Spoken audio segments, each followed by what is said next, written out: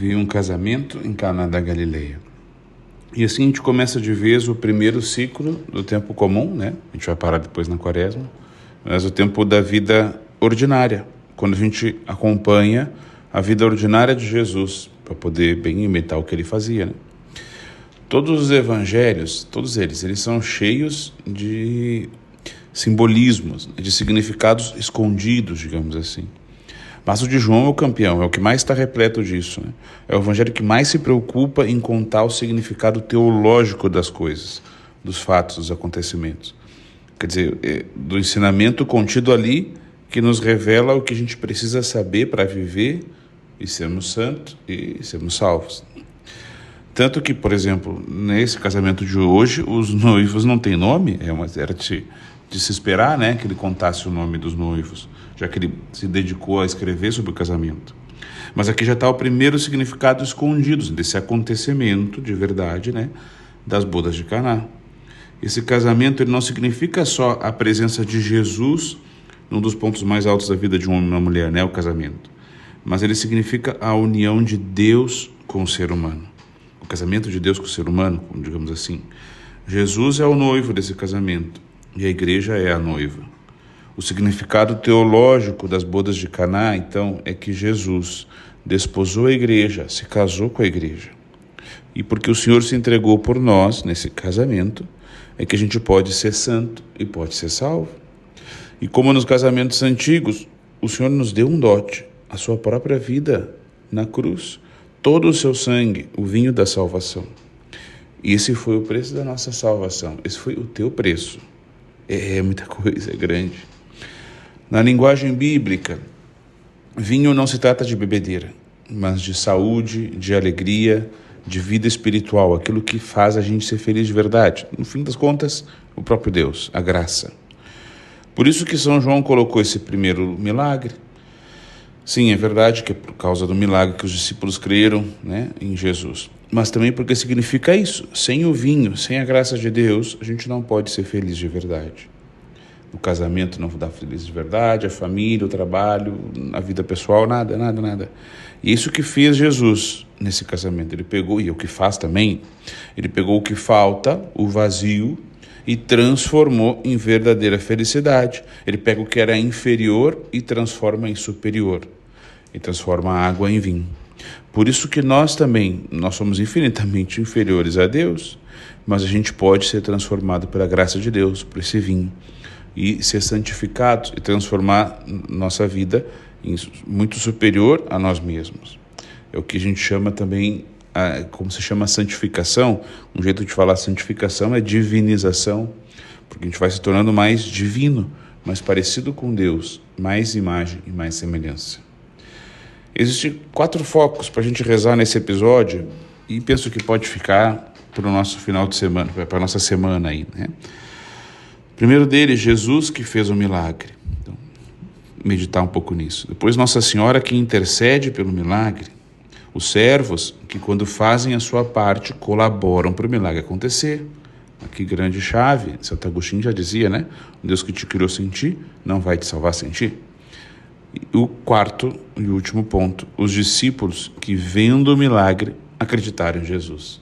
Olha, dá para fazer um bom retirinho pessoal aí, né, durante essa semana, com esses 4 pontos. Enfim, queria começar esse ano santo, né? Esse ano no tempo comum. Vou tentar bater um pouquinho nesse ponto do ano jubilar, o jubileu da esperança, o ano da esperança. É a esperança que nos faz continuar.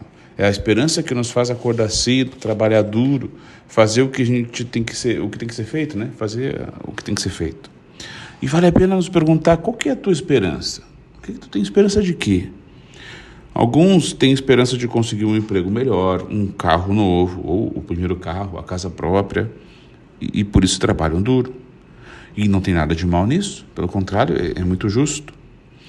Outros esperam saúde, né? Outros esperam ainda outras coisas, né? E não desistem, por exemplo, por causa dos filhos. E também injusto. Infelizmente tem quem espere vingança ou coisas ruins. Mas tu, qual é a causa da tua esperança? Pelo que tu luta? A nossa primeira luta, meus irmãos, precisa ser a esperança em Deus. A nossa primeira esperança precisa ser amar cada vez mais a Deus, ser santo e um dia ir para o céu. E a gente tem esperança porque a gente ama a Deus. E como diz o profeta Isaías na primeira leitura, por amor de Jerusalém eu não descansarei. Por amor a Deus, a igreja.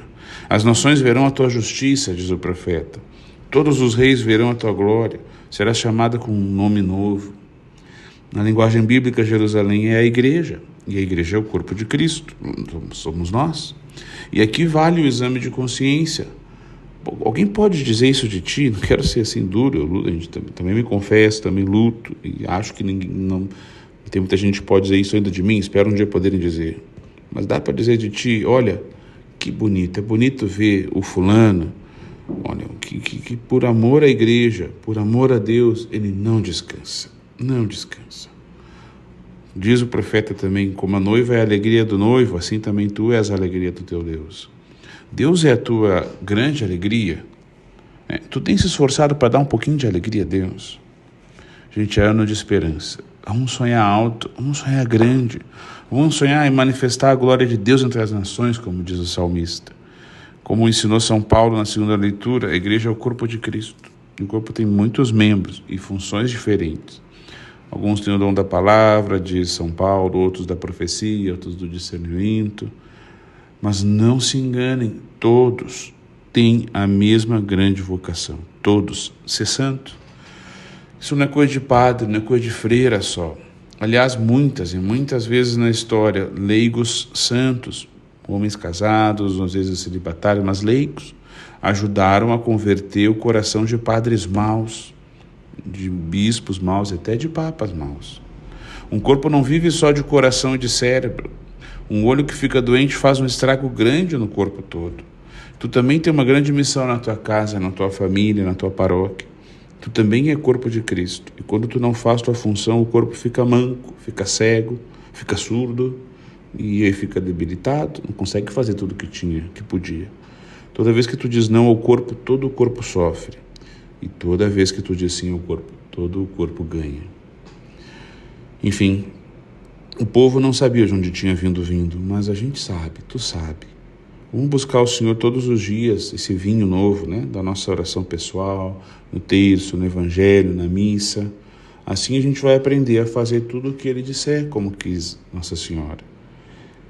Eles viram o sinal e creram. Se a gente viver a fé, alguns vão nos ver e vão acreditar em Deus.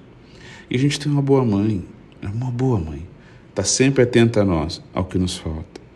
Se ela conseguiu esse milagre sem ninguém pedir nada, aliás, Imagina o que ela vai conseguir se a gente continuar pedindo sem cessar. Rogai por nós, Santa Mãe de Deus, rogai por nós pecadores, agora e na hora da nossa morte. Amém. Nossa Senhora nos ajude, que Deus nos abençoe.